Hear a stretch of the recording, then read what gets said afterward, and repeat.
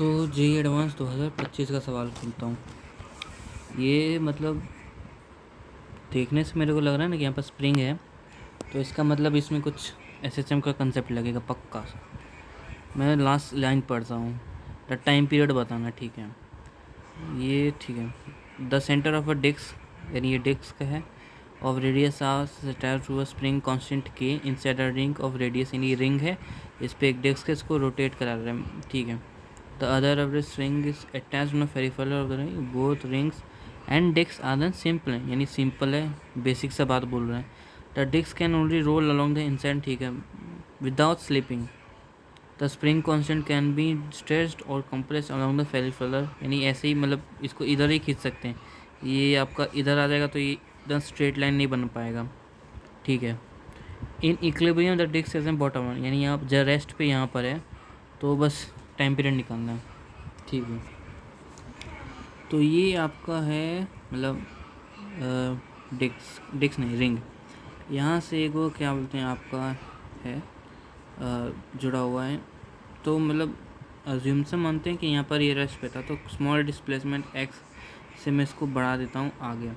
अब ये देखने के लिए बड़ा है पर है असल में बहुत छोटा। ये मान लेते हैं कोई थीटा एंगल पे है, क्योंकि अगर ये थीटा लिखूँगा तभी तो साइन थीटा को थीटा लिख पाऊँगा मैं। तो यहाँ पर सेंटर पे है एक। ठीक है।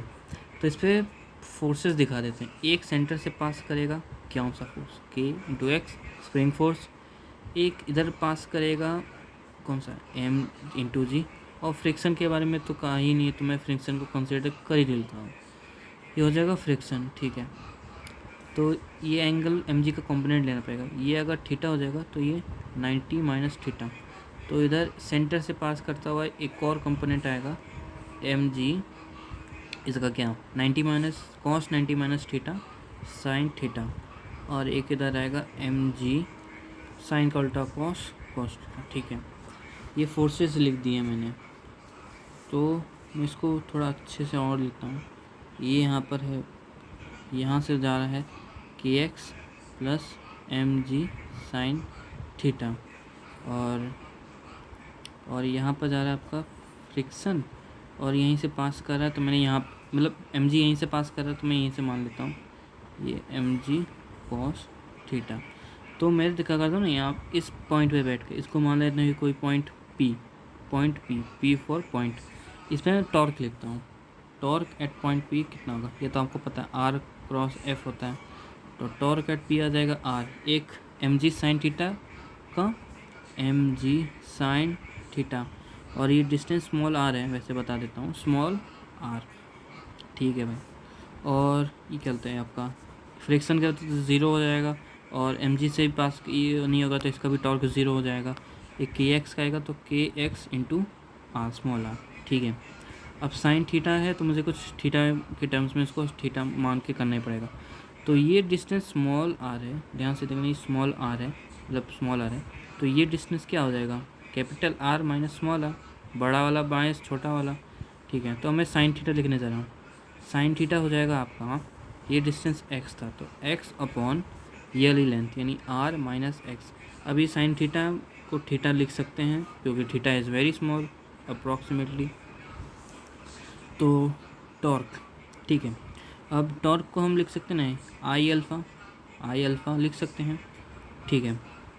और आई लिखना होगा हमको, इस पॉइंट क्या होगा, इस पॉइंट पे अकाउंट पे आई क्या होता है, पैरेलल एक्सिस थ्योरम लगाते हैं। इसका एम आर स्क्वायर प्लस नहीं M R square by 2 plus M R square, तो 3 एम आर स्क्वायर, ये 3 M R square by 2 alpha. Alpha क्या हो जाएगा, A by R is equal to alpha. ठीक है। स्मॉल आर रेडियस इसका, तो A by R is equal to M ji sine theta करेगा X upon are minus X time R plus K x are. अब देखो ये एक are से ये आर कैंसिल हो गया, यहाँ से मैं आर कॉमन लूँगा तो ये वाला आर भी कैंसिल हो जाएगा, ये आर से आर कैंसिल हो गया, इज इक्वल टू इन दोनों में से मैं एक्स कॉमन ले लेता हूँ, एक्स कॉमन आ गया, एम जी आर माइनस मतलब कैपिटल आर माइनस के, है ना, कोई गलती तो नहीं, 2/3 टाइम्स ऑफ एम और ये हो जाएगा ए।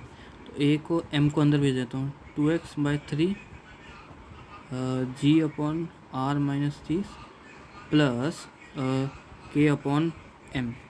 ठीक है, अब आपको पता होगा a is equal to minus omega, ये एक्स होता है, ये बेसिक सा होता है।